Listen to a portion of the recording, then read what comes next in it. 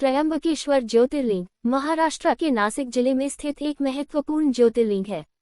इसकी कथा गौतम ऋषि और गोदावरी नदी से जुड़ी है। कथा के अनुसार गौतम ऋषि पर गौहत्या का झूठा आरोप लगा था, जिससे मुक्ति पाने के लिए उन्होंने भगवान शिव की आराधना की।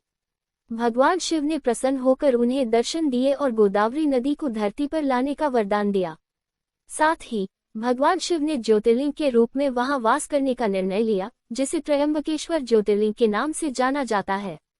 त्र्यंबकेश्वर ज्योतिर्लिंग की कथा। एक समय की बात है, गौतम ऋषि अपनी पत्नी अहिल्या के साथ ब्रह्मगिरि पर्वत पर एक आश्रम में रहते थे। वहां कुछ ऋषियों को गौतम ऋषि से ईर्ष्या होने लगी। उन्होंने गौतम ऋषि पर गौहत्या का आरोप लगाया। इस पाप से मुक्ति पाने के लिए गौतम ऋषि ने भगवान शिव की आराधना की और गोदावरी नदी को पृथ्वी पर लाने का संकल्प लिया। गौतम ऋषि की तपस्या से प्रसन्न होकर भगवान शिव और माता पार्वती प्रकट हुए। गौतम ऋषि ने भगवान शिव से गोदावरी नदी को यहाँ लाने का वरदान मांगा। माता गंगा ने शर्त रखी कि भगवान शिव भी यहाँ ज्योतिर्लिंग के रूप में वास करेंगे, तभी वह यहाँ आएंगी।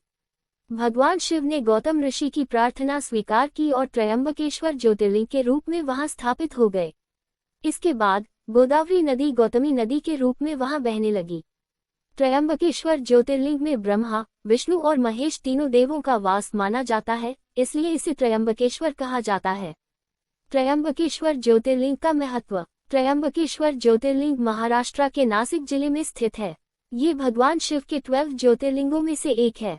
यहाँ 3 छोटे छोटे शिवलिंग हैं, जो ब्रह्मा, विष्णु और महेश का प्रतीक म। यह मंदिर ब्रह्मगिरि पर्वत की तलहटी में स्थित है और गोदावरी नदी का उद्गम स्थल भी माना जाता है। त्र्यंबकेश्वर मंदिर का पुनर्निर्माण पेशवा शासकों द्वारा कराया गया था और यह अपनी अनूठी वास्तुकला और धार्मिक महत्व के लिए जाना जाता है। त्र्यंबकेश्वर ज्योतिर्लिंग में 3 मुख हैं, जो भगवान ब्रह्मा, विष्णु और महेश शिव का प्रतिनिधित्व करते हैं। मंदिर के पास कुशावर्त नामक एक कुंड है, जिसे गोदावरी नदी का उद्गम माना जाता है। त्र्यंबकेश्वर मंदिर कालसर्प दोष, नारायण नागबली और त्रिपिंडी श्राद्ध जैसी विशेष पूजाओं के लिए प्रसिद्ध है।